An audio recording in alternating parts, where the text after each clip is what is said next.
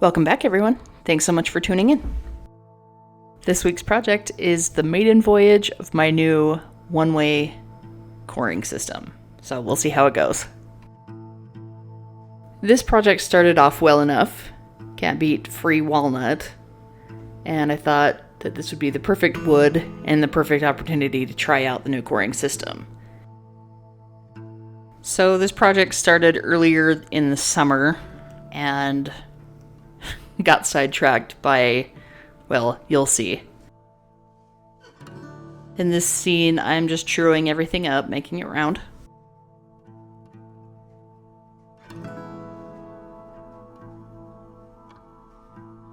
Here I'm just using my 5/8" bowl gouge to form the tenon, which will fit into the chuck.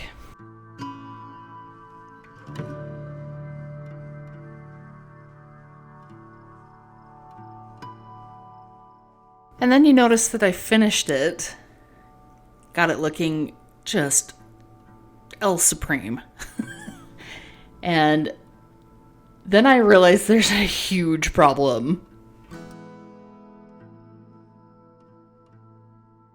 But nevertheless, I tried to soldier on, thinking that it'll be fine.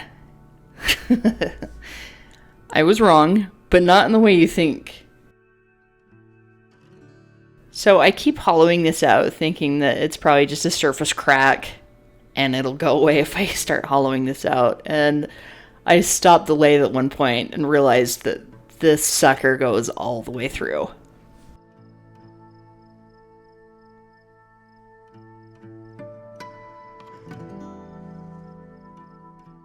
So as you can see right here, this was my point of defeat, at least for now.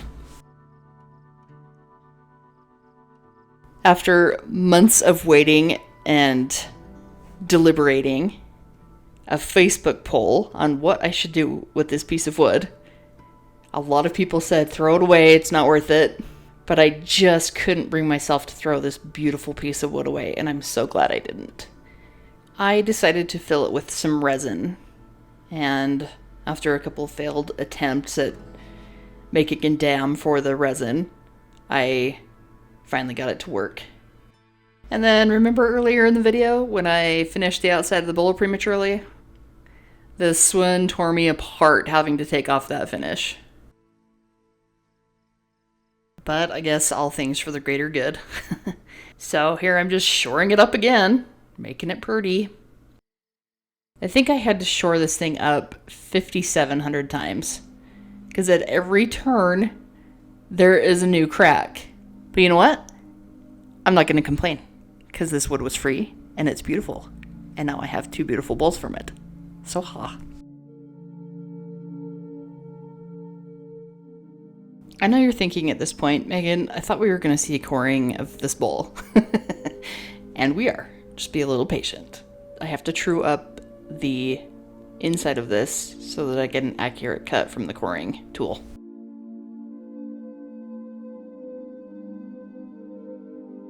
See, that weight didn't even kill you. Now we're on to what you came to see. Well, besides my awesome handiwork. I'm not going to go into the specifics of how to use this tool. There's a number of videos on YouTube that are beneficial for this type of thing.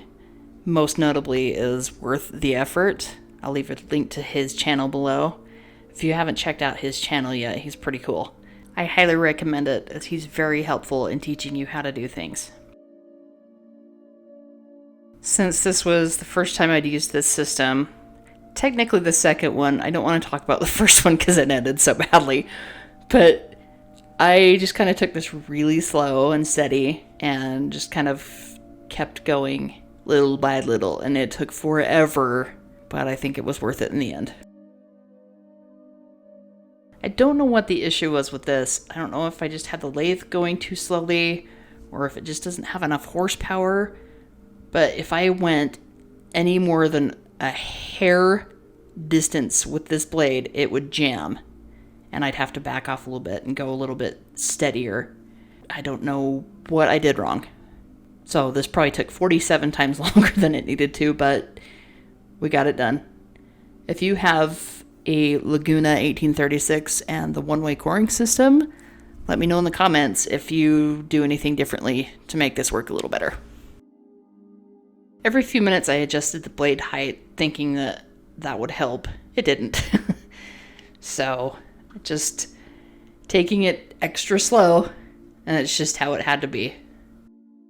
And then I had a thought, and if you've used a coring system, you've probably thought of this as well, but I thought of taking the compressed air to it, and then that way I didn't have to clear the chips nearly as often. And then you get the Megan seal of approval. In my opinion, the compressed air helped quite a bit. I think that not having to back it out every time I jammed it in there saved a little bit of time.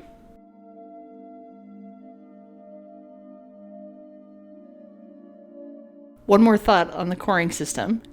Towards the end, when you're getting close, you need to be paying attention, or this happens.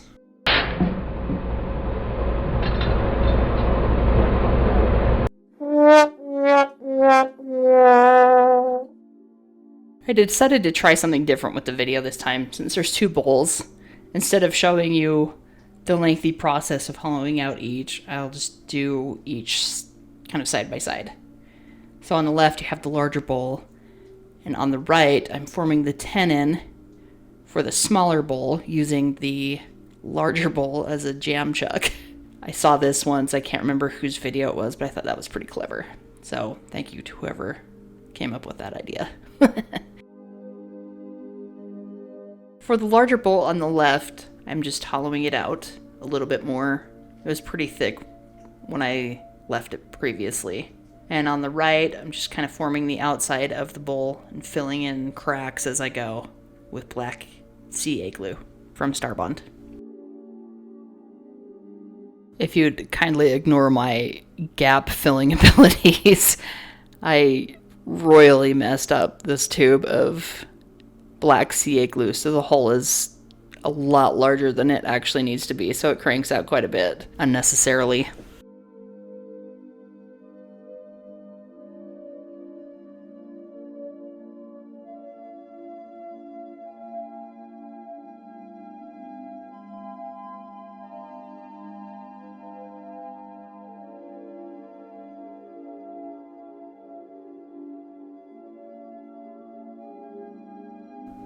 Just a couple finishing touches to each of the bowls.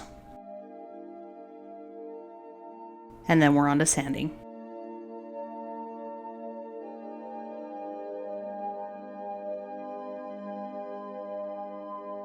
The finishing steps that I used for these bowls are the same as I use for all my bowls.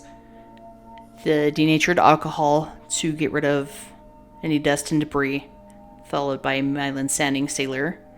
Then Yorkshire Grit Microfine, and then finally I finished these with walnut oil, but the video cut out so you don't get to see that.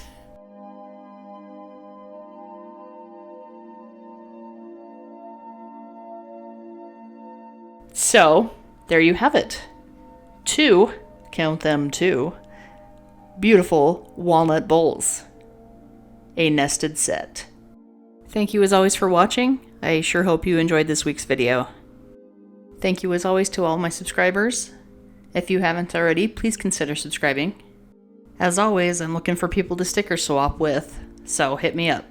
My email's right here on the screen, and my P.O. box is listed in the About section.